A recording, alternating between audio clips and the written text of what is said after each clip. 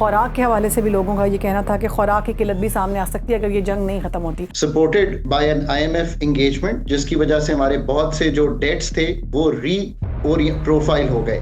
But जब middle east crisis हुआ तो आपने देखा कि हमसे UAE ने 2.5 से लेके $3.5 अरब वापस मांगा और हमने वो पैसे जो हैं उनको वापस कर दिए। यानी हमारे पॉलिसी मेकर्स जो हैं वो कहीं ना कहीं हम मुकम्मल तौर पर फेल दिखाई दे रहे हैं कि 2 साल पहले भी हम यही रोने रो रहे थे, अल्लाह ना करे कि अगले 2 साल बाद भी हम यही रोने रो रहे हों। मॉनेटरी पॉलिसी को टाइटन करना, जिसका मतलब ये है कि शरह सूद को 1% बढ़ाना ज़रूरी था, इसलिए कि हम IMF की एंगेजमेंट में हैं और उनसे हमने वादा किया कि हम एक टाइट मॉनेटरी पॉलिसी लेके चलेंगे। अस्सलाम वालेकुम नाज़रीन, welcome to my podcast. This is Shehrbano Awan. आज हम बात करने जा रहे हैं पाकिस्तान की, पाकिस्तानियों की और पाकिस्तानियों की मुश्किलात की। तो अभी एक बहुत बड़ी स्टेटमेंट सामने आई है स्टेट बैंक की जानिब से। उन्होंने कहा है कि गुर्बत और बेरोज़गारी में इजाफा हो सकता है। इंतहाई अलार्मिंग सिचुएशन है। हम देखते हैं कि ईरान, अमेरिका और इसराइल जंग की सूरत में पहले हमने तेल के हवाले से मुश्किलात बर्दाश्त की, उसके बाद हमने देखा कि पूरी दुनिया जो है वो एक शिफ्ट की तरफ चली गई। मतलब एकदम से महंगाई आई है, पूरी दुनिया में महंगाई है, नो डाउट। लेकिन पाकिस्तान चूँकि उन मईशतों में से नहीं है कि अगर बहुत बड़ा कोई ख़तरा आता है तो पाकिस्तान उसको बर्दाश्त कर सके। पाकिस्तान पहले से ही बहुत मुश्किल से अपने इन अखराजात को पूरा कर रहा था कि उस पर इस जंग ने एक कील ठोक दिया और उस सूरत ये इख्तियार कर गई है गरीब के लिए अब खाना खाना भी मुश्किल हो चुका है। आने वाले दिन जो है वो कितने मुश्किल होंगे, क्या हमें कोई आसानी देखने को मिलेगी? पेट्रोल के हवाले से आपको अपडेट करेंगे। पेट्रोल की प्राइसेस भी कुछ रोज़ पहले जो है वो 26 रुपये बढ़ा दी गई और इस पर लोगों का एहतजाज भी सामने आया। उनका कहना था कि 400 रुपये तक अगर पेट्रोल हो जाएगा तो हम खाएंगे क्या, हम काम पर कैसे जाएंगे। इसी तरह की मुश्किलात का सामना है। आगे मज़ीद बिजली महंगी होगी, मज़ीद हालात ख़राब होंगे, इसी पर बात करेंगे। हमें ज्वाइन किया है हमारे मौज़िज़ गेस्ट माहिर मईशत हैं डॉक्टर खाकान नजीब साहब ने। बहुत शुक्रिया डॉक्टर साहब वक्त देने के लिए पॉडकास्ट में। डॉक्टर साहब, ये सारी सूरत हाल आपके सामने है। हमने ईरान, अमेरिका और इसराइल जंग की सूरत में हमने स्टेट ऑफ होमोस का बंद होना और उस पर पूरी दुनिया में एक किल्लत देखी। खुराक के हवाले से भी लोगों का ये कहना था कि खुराक की किल्लत भी सामने आ सकती है अगर ये जंग नहीं ख़त्म होती। तो पाकिस्तान बिलखसूस हमारा इस वक्त जो सारा तकलीफ़ है ना वो पाकिस्तानियों के लिए है जो गरीब पहले से ही पिस रहे थे। कितना ख़तरनाक वक्त आने वाला है, कितनी मुश्किलात हैं इन सब के लिए, बताइएगा। तो let's try and go back before middle east conflict. Pakistan एक IMF सपोर्टेड मैक्रो स्टेबिलिटी की तरफ बढ़ रहा था और उसको सीमेंट करने की कोशिश कर रहा था, जिसका मतलब ये था कि जो अफराते ज़र है उसमें एक नुमाया कमी आ गई थी। कहाँ हम 20-30% इन्फ्लेशन यानी कि कीमतों के बढ़ने की शरह देख रहे थे और ये डाउन टू नियर 5% आ गई थी ऑन द एवरेज। जो बैरूनी खसारा है वो कुछ संभल रहा था, supported by a very high remittances which becomes very important Middle East के कॉन्टेक्स्ट में। Supported by an IMF engagement, जिसकी वजह से हमारे बहुत से जो डेट्स थे वो प्रोफाइल हो गए। बट जब मिडल ईस्ट क्राइसिस हुआ तो आपने देखा कि हमसे UAE ने 2.5 से लेके $3.5 अरब वापस मांगा और हमने वो पैसे जो हैं उनको वापस कर दिए। ये सारी जो मैक्रो स्टेबिलिटी थी ये also on the basis of strong taxation थी जो हमें मुल्क में लगानी पड़ी, जिससे हमारा अंदरूनी खसारा यानी कि जो हम खर्च करते हैं फेडरल गवर्नमेंट में और जो कमाते हैं वो कुछ संभलना शुरू हुआ। बट मिडल ईस्ट की कॉन्फ्लिक्ट ने ऑफ कोर्स सबसे पहला इम्पैक्ट तो शेरबानो आपकी पॉकेट पे किया, जब तेल की कीमत both petrol and diesel, kerosene सब की जो है वो एक नुमाया तौर पे इंक्रीज हुई। दूसरी चीज आपने ये देखी कि बिजली की लोड शेड जो आपको नजर आई वो क्यों है, क्योंकि जो LNG 1973 के बाद ये सबसे बड़ा ऑयल एंड गैस का शॉक है जो दुनिया को लगा है। इसका क्या मतलब है? 20% तेल वहां से गुजरता है दुनिया का और 22% LNG गुजरती है वहां से स्ट्रेट ऑफ हॉर्मुज से, जो कि तकरीबन पिछले मतलब आज क्या 55-56 दिन हो गए होंगे वॉर को, वहां से नहीं गुजर रही है। एक सप्लाई का शॉक लगा। दूसरी चीज आपने ये देखी कि बिजली की शॉर्टफॉल, क्योंकि LNG से जो बिजली बनती है वो फोर्स मेजोर यानी कि जो LNG हमारे यहाँ 8-9 कार्गोज UAE से और एक ENI इटली की कंपनी है, सब ने फोर्स मेजोर डिक्लेयर किया और उन्होंने हमें नहीं भेजे और हमने फिर अब बहुत ऊंची कीमत पे जाकर वो खरीदे, यानी कि जो हम चीज 6-8-9 सेंट की खरीद रहे थे वो हमें 18 सेंट यानी कि 3 गुना तकरीबन प्राइस पे खरीदना पड़ी। सो इससे आपको ये समझ आना शुरू होगी कि ना सिर्फ ये एक सप्लाई का शॉक है बल्कि प्राइसेस का भी शॉक है। इसी का तीसरा आंसर आपने ये देखा कि 51 एशियाए खुर्दोनोश की जो कीमतें हैं जो जी आप जाके शेयर बानो बाजार से रोज जी खरीदती जी हैं, जी जी। उनमें 14% बढ़ोतरी दिखाई दी है ओ माय जब गॉड। पिछले फ्राइडे को नंबर आया उस हफ्ते का कंपेयर टू लास्ट ईयर। ये 5% बढ़ रही थी, तो एक बड़ी नुमाया आपको बढ़ोतरी दिखाई दी।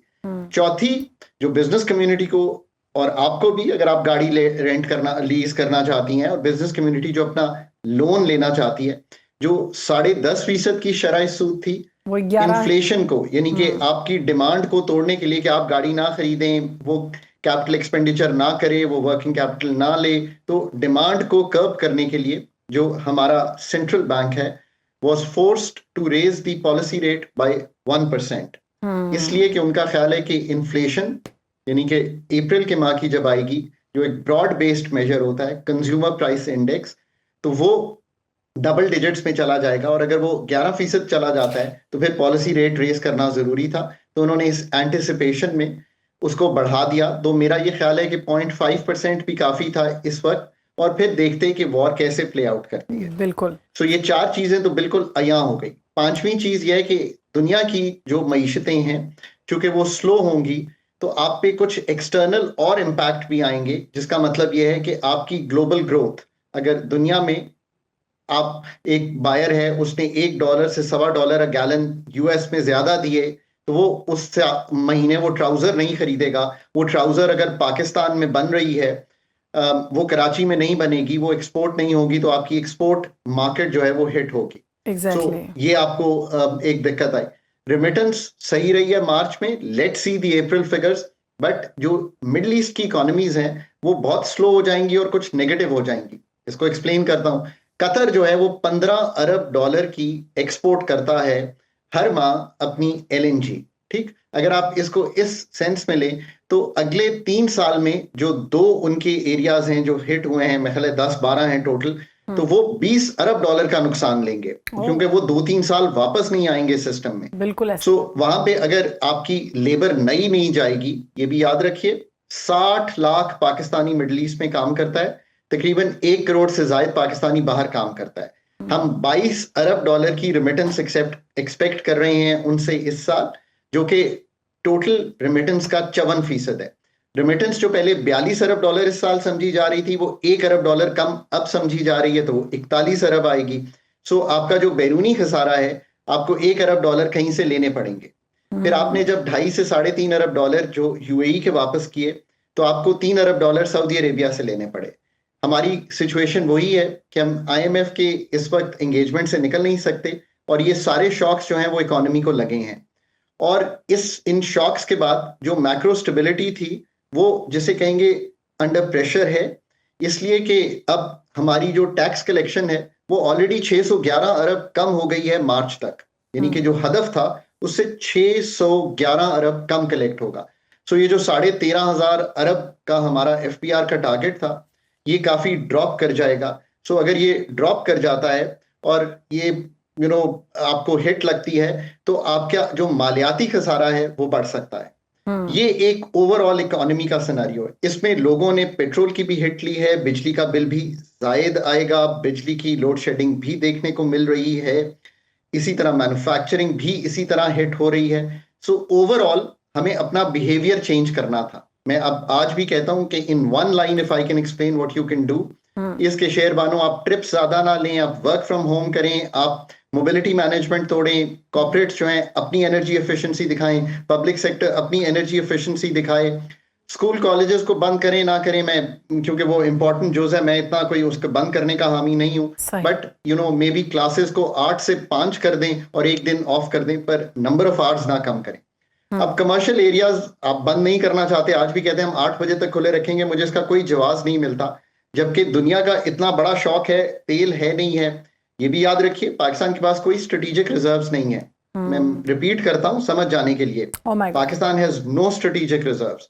पाकिस्तान के पास कमर्शियल फ्रेमवर्क के रिजर्व्स हैं, वो 5 दिन के होते हैं, क्रूड के 22-23 दिन के होते हैं, पेट्रोलियम के तो 27-28 दिन के रिजर्व्स होते हैं। ये कमर्शियली जो मेंटेन करने होते हैं। स्ट्रेटेजिक रिजर्व्स वो होते हैं जैसे 60-70 दिन के इंडियन गवर्नमेंट ने 224 दिन के जापान ने होल्ड किए हुए थे जब ये वॉर शुरू हुई। हमने आज से 4-5 साल पहले एक स्टडी करवाई थी। मैं तब भी कहता था कोविड के बाद बहुत जरूरी है स्ट्रेटेजिक रिजर्व्स बिल्ड करने। ये हमारी गवर्नेंस की अक्कासी करता है कि आज उस स्टडी को कराए हुए भी 3-4 साल बीत गए हैं, पर वो जरूर किसी शेल्फ में पड़ी होगी। जरूर ज्यादा कंसल्टेंट ने बड़ी स्टडी लिख दी होगी, मुझे नहीं मालूम कि किसी ने पढ़ी नहीं पढ़ी। उसको पढ़ लें और ये देखें कि आने वाले शॉक में, जो अगर हमारी लाइफ टाइम में फिर आएगा कभी ना कभी, या हमारे आने वाली जनरेशन में आएगा, हम कोई स्ट्रेटेजिक रिजर्व्स मुल्क के बिल्ड कर लें। वॉर सिचुएशन, डिफेंस सिचुएशन, ये सब में मैटर करेगा। This is the governance issue that Pakistan fails on number of occasions. जब मैनेजमेंट करते हैं डे टू डे की, वो कर लेते हैं, फिर हम भूल जाते हैं कि हम किस चीज से गुजरे थे। सो ये बात है, लोगों को प्रोटेक्ट करने के लिए टारगेटेड सब्सिडी दें, वो करनी चाहिए। सरकार को मैं आज भी कहता हूं कि IMF के साथ authorities, and this is not for Pakistan only, this is all the countries that I advice जो फंड के एंगेजमेंट में हैं, कि उन ममालिक को उनके साथ बात करनी चाहिए कि ये सारी हिट्स हैं, इनको किस तरह संभालना है। वही टैक्स कलेक्शन 15,500 की अगले साल करने जाएंगे तो 15-20% बढ़ाना पड़ेगा, हो नहीं पाएगा।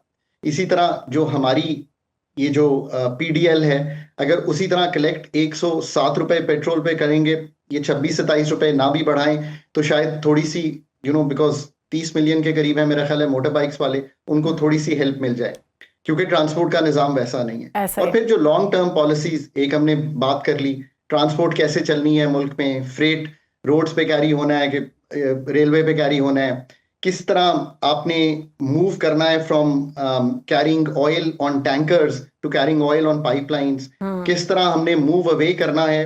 इन द शॉर्ट रन तो फॉसिल फ्यूल्स इस्तेमाल करने पड़ेंगे, डीजल हो गया, कोल हो गया, कि हम बिजली दें, पर हमने किस तरह गैस, थर्कोल, पन बिजली, सोलर, और सोलर सिर्फ लोगों ने 25% ऑफ द, एक सोलर रेवोल्यूशन आया पाकिस्तान में, कैसे आया, स्टेट निकल गई, इसलिए निकल गई कि 50-60 रुपए की बिजली थी, शेरबानों ने कहा मैं तो नहीं ले सकती ये बिजली, उन्होंने जाकर अपने घर के ऊपर लगवा लिया। एक मैन्युफैक्चरर ने कहा कि मैं नहीं ले सकता 50-60 की बिजली, उसने ये ले लिया सोलर। अब नेक्स्ट सोलर रेवोल्यूशन है कि सोडियम बैटरीज और लिथियम आयन बैटरीज लगें, ताकि 6 बजे से 11 बजे तक जब पीक लोड आता है और लोड शेड आती है तो उसमें से निकल सके। तो दैट इज द पॉलिसी साजी। मैं इन दी एंड हमेशा कहता हूं कि एनर्जी पॉलिसी महवर है इन सब चीजों का। इस शौक ने तो ये आपको बखूबी बता दिया है, बट ये भी बात यहाँ है कि ये बगैर प्रोफेशनल एनर्जी मिनिस्ट्री के, बगैर प्रोफेशनल रेगुलेटर के, बगैर प्राइवेटाइज्ड डिस्कोर्स्ड और एनर्जी मार्केट के ये हल नहीं होगा। 3 साल बाद आप मुझे अगर दोबारा इंटरव्यू करेंगी, मैं कहीं भी हूँ दुनिया में, मैं आपको तब भी यही कहूंगा कि वी रियली नीड कि एक तंजीम नौ एनर्जी आर्किटेक्चर की पाकिस्तान में करनी चाहिए। I think that is largely where the country is. मैं हमेशा एक बात कहता हूँ कि लोगों को अपना घर इस वक्त ठीक करना चाहिए। उससे मतलब मेरा फॉलोइंग है, अपनी डिमांड मैनेजमेंट करें, वर्क फ्रॉम होम करें, अपनी मोबिलिटी मैनेजमेंट करें, कम ट्रिप्स लें, शेयर करें, बेटे हैं बेटियां हैं स्कूल जा रही हैं, कार पूलिंग करें, कम से कम पेट्रोलियम, कम से कम पानी, कम से कम गैस, और कम से कम आप जिसे कहते हैं ना डीजल, जो भी आप इस्तेमाल करते हैं उसको इस्तेमाल करें, ताकि आपको तकलीफ ना हो। और इसके बहुत से तरीके हैं, इंटरनेट पे जाके पढ़ें, समझ जाएंगे। अब सरकार को ऑन दी अदर हैंड यही नैरेटिव बिल्ड करना चाहिए कि ये शौक है। मैं आपसे जब बात कर रहा हूँ, $111 इस वक्त ब्रेंट ऑयल की कीमत है, बिल्कुल तो तकरीबन डबल है फ्रॉम $65-70 जो हम लेके चले थे। ऐसे याद रखिए इस बात को कि इससे $14 अरब का पाकिस्तान का एनर्जी बिल है, ये 5, 4, 6, 8 अरब, 7 अरब, 6 अरब कितना बढ़ सकता है, डिपेंडिंग कि हम कितना तेल इस्तेमाल करते हैं और कितना कंजर्व करते हैं।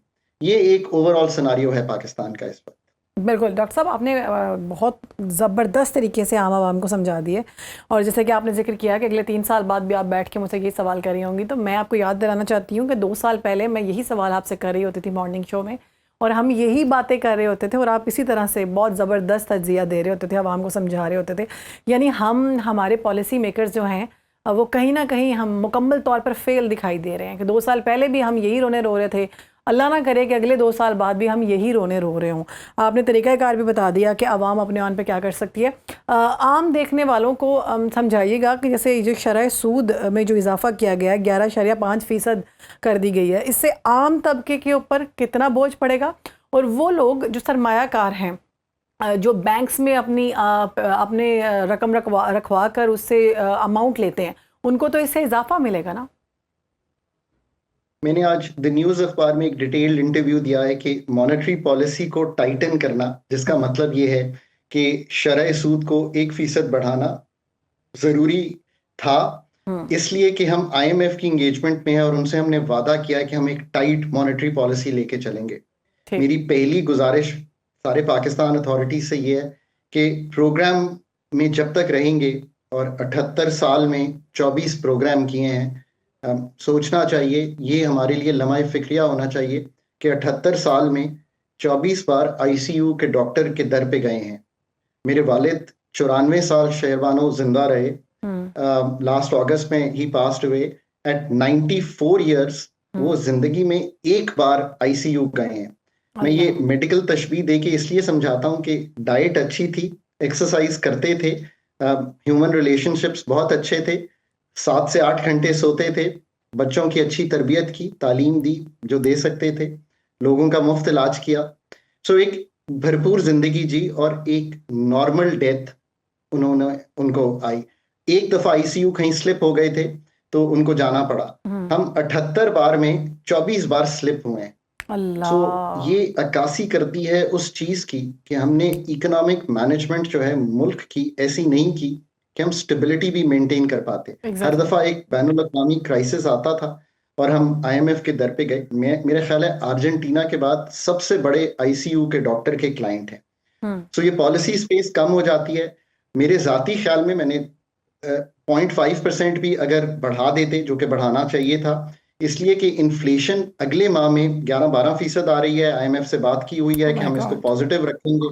जो गैप है बिटवीन, जिसे कहेंगे पॉलिसी रेट और इन्फ्लेशन, वो पॉजिटिव होगा। अगर 11% इन्फ्लेशन आती और 11% अगर पॉलिसी रेट 10.5% होता तो ये नेगेटिव हो जाता। तो इसलिए बढ़ाना जरूरी था।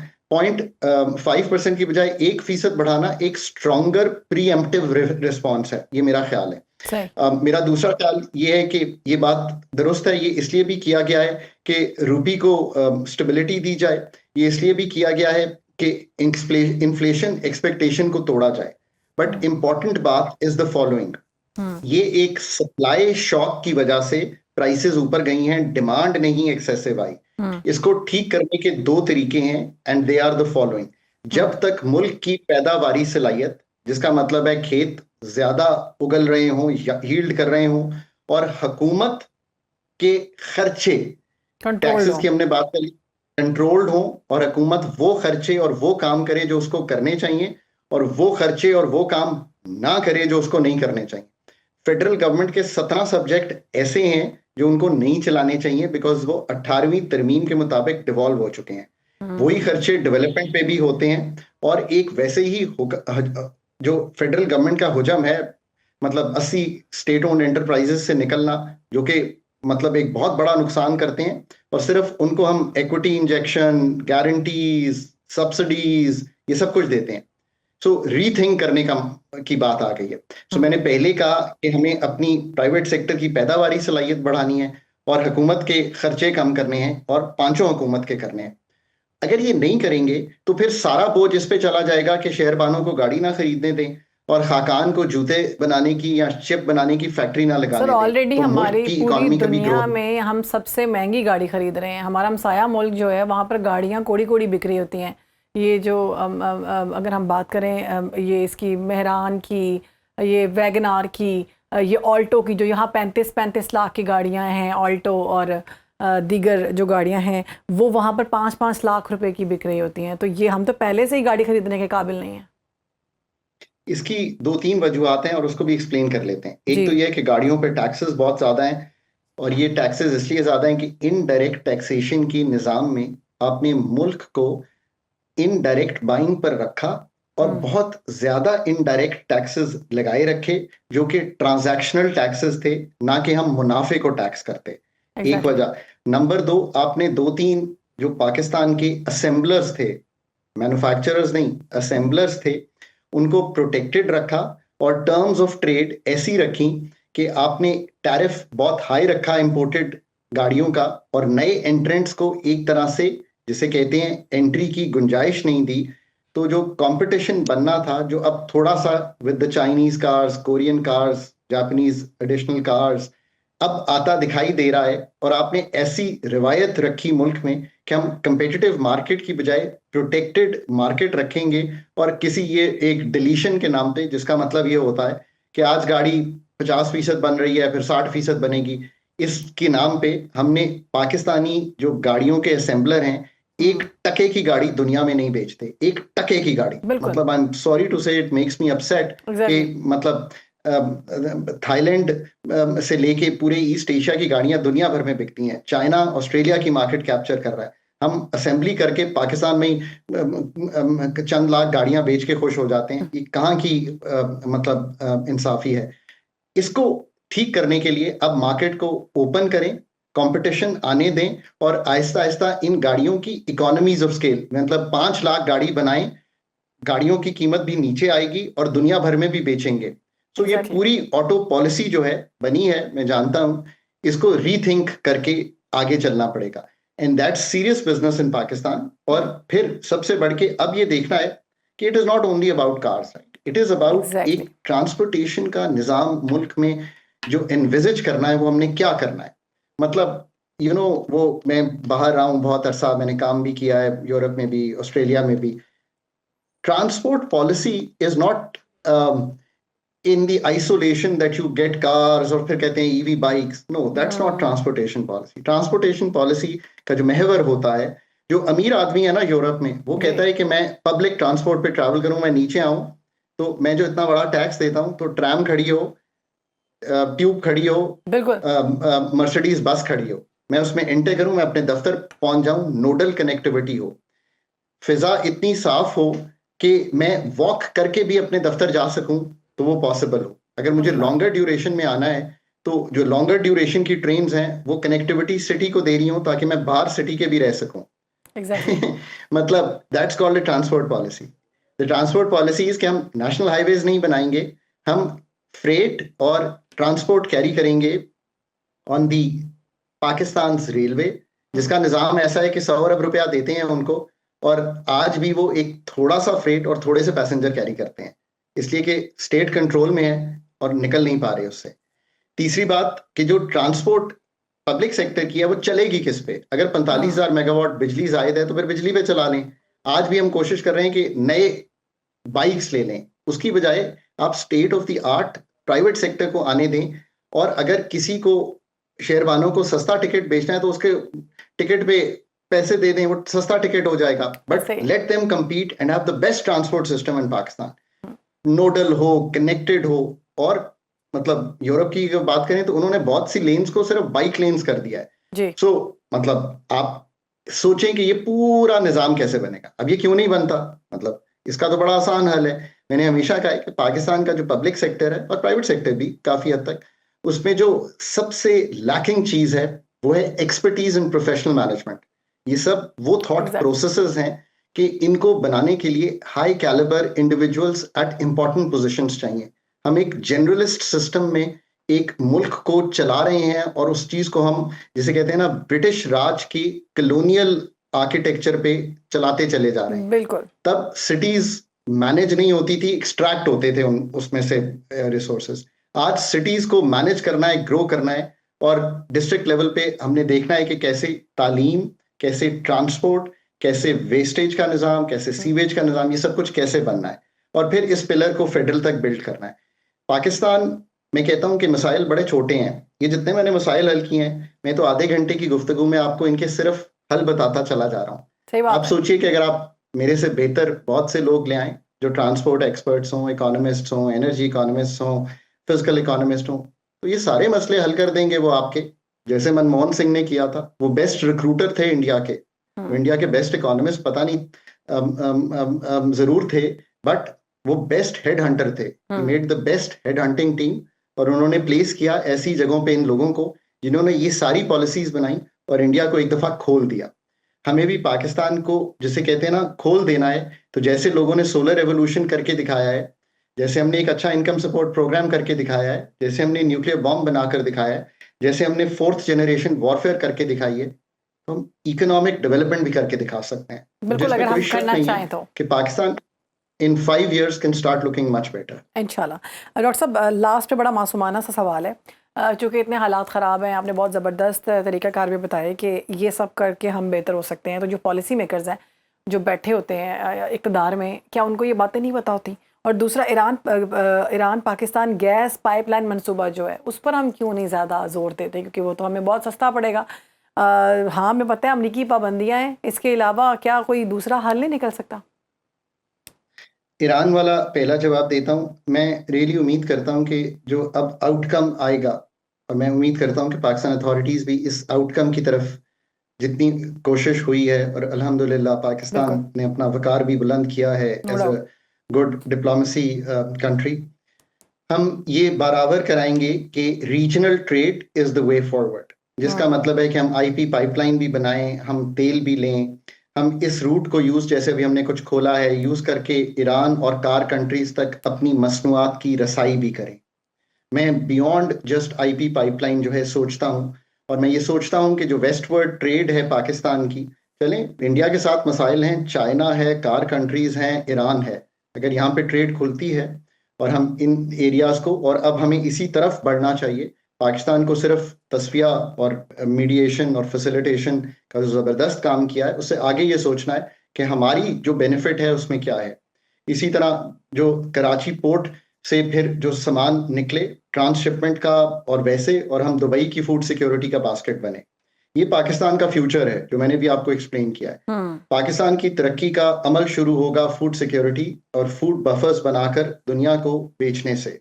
अपनी कोशिश करें कि जो $6 अरब की एक्सपोर्ट है, इसको 8, 10, 15 अरब पे ले जाएं, आईटी की एक्सपोर्ट बढ़ा लें। बस इन 2 चीज़ों से ही मसाइल हल होना शुरू हो जाएंगे। हुँ, अब आपका जो सवाल है कि क्यों ऐसा होता नहीं है, जो हम आधे घंटे में डिस्कस कर रहे हैं, इसलिए कि रिफॉर्म की एक कॉन्स्टिट्यूंसी बनानी पड़ती है। हुँ, ये जो हम आपके साथ, या एटलीस्ट मेरी हद तक, जो मैं पब्लिक स्पीकिंग करता हूँ, या जो करता हूँ गुफ्तो शनीद, और ये मैं करने से पहले एक बड़ी तैयारी करता हूँ, नंबर्स हुँ, देखता हूँ, ट्रेंड्स देखता हूँ, पढ़ता हूँ, एक वक्त लगाता हूँ। इसका मतलब ही ये है कि हम एक जिसे कहते हैं ना, कॉन्स्टिट्यूंसी ऑफ रिफॉर्म, या हम एक फिजा पैदा करें कि लोग ये सोच सकें कि ये मुमकिन है। कुछ मीटिंग्स में बैठ के मुझे ये महसूस होता है कि शायद एक फिजा बन गई है कि बिजनेस एज यूजुअल ही चलता रहेगा, इसमें एक मेजर तब्दीली नहीं हो सकती। ऐसा नहीं है। पाकिस्तान के मसाइल बड़े मिनिस्क्यूल हैं, छोटे हैं, हम कोई इतनी डिफिकल्टी में नहीं है। हम इससे निकल जाएंगे अगर हम इम्पोर्टेंट पोजिशंस पर काबिल लोग और उनको बिठाएँ, फुली ऑथराइज करें, और 3 साल में उनको क्लियर मैंडेट्स दें टू मेक थिंग्स हैपन। और ये एग्ज़ैक्टली। किसी ना किसी दिन मेरी ही जिंदगी में मुझे जरूर होता हुआ दिखाई दे रहा है। इंशाल्लाह, इंशाल्लाह। आप क्या समझते हैं, ऐसे तो फिर शेख खुरनोश, जैसा कि आपने आगाज़ में भी कहा कि मज़ीद महंगी होती हुई दिखाई देती हैं। तो जो आम मुतवसत तबका है, जो पाकिस्तान में हम 75% अगर देखें तो 35 टू 50 इतनी सैलरी बताई जाती है कि इतनी सैलरी उनको मिलती है। तो ऐसे में वो लोग किस तरह से गुजारा कर सकते हैं? उनके लिए क्या तरीक़ाकार होना चाहिए? क्या हुकूमत कोई पॉलिसी बनाए कि अगर कोई कम वेजेस वाला शख्स है तो उसके लिए रिलीफ हो ग्रॉसरी में और दीगर चीज़ों में? टारगेटेड सब्सिडी रजीम जो है, इनकम सपोर्ट प्रोग्राम पाकिस्तान का, जो 10 मिलियन हाउस होल्ड्स को जाता है, हुँ, बेनज़ीर इनकम सपोर्ट जी, प्रोग्राम, जी। वो एक बहुत ही फ्लैगशिप प्रोग्राम है। उसको सूबों को टेक ओवर करके आगे बढ़ाना चाहिए, एक एक बात। दूसरी बात इज द फॉलोइंग, कि लोगों को जॉब अपॉर्चुनिटीज क्रिएट किए बगैर कोई भी मुल्क तरक्की नहीं कर सकता। हमने आज एग्ज़ैक्टली। जितनी गुफ्तगू की है, वो यही की है कि किस तरह जॉब अपॉर्चुनिटीज क्रिएट हो सकती हैं। हुँ, इन द शॉर्ट रन लोगों को ये करना है कि उन्होंने अपनी conservation is your best friend, और इनकम्स बढ़ाना। इसका सादा तरीका ये है कि अगर आपकी बेटी है, उसने मैट्रिक किया हुआ है, उसको कहीं 8वीं की तालीम ऑनलाइन देना शुरू कर दे। हुँ, पाकिस्तानियों को नहीं, सऊदी अरब में बैठे हुए लोगों को अंग्रेजी पढ़ा ले, कहीं बैठे हुए किसी को उर्दू पढ़ा ले। उर्दू पढ़ा लें, सो बिल्कुल। You have to be innovative to raise your income. बेटा है, हुँ, वो कोई ऐसा काम सिखा सकता है। These are ways to do it. आप घर पे हैं, आप केक बना के बेचना शुरू कर दें, डू बिल्कुल। समथिंग। हरकत में बरकत है। ये वक्त ही वो है कि हरकत करें, ताकि आप 10 रुपए भी अपनी इनकम बढ़ाएं और 2 रुपए सेव करें तो नेट बेनिफिट 12 रुपए का आएगा आपको। बिल्कुल। That is how people should be thinking. इसके अलावा शॉर्ट रन में कोई चारा नहीं है। लॉन्ग रन में ये सोचें कि आप क्या बना सकते हैं और बेच सकते हैं। तालीम बेच सकते हैं, हुनर बेच सकते हैं, हुनर ले सकते हैं। इंटरनेट वाइडली अवेलेबल है और उससे वाइडली आप चीजें सीख सकते हैं। Try and do all that. बिल्कुल ठीक है, बहुत शुक्रिया, thank you so much. Doctor Khaqan Najeeb साहब हमारे साथ मौजूद थे और बहुत ज़बरदस्त गुफ्तगू की। उन्होंने पहले मसाइल भी बताए, मसाइल के साथ उन्होंने सल्यूशन भी बताया कि किस तरह से हम इन चीज़ों से गुजर सकते हैं, और हम उम्मीद करते हैं कि आने वाले जो साल हैं वो पाकिस्तान के लिए, हम सब के लिए बहुत बेहतर हों। Thank you so much. Podcast देखते रहें, अपना फीडबैक ज़रूर दें, और मज़ीद जो अपडेट्स होंगी वो आपके साथ शेयर करेंगे। अल्लाह हाफ़िज़।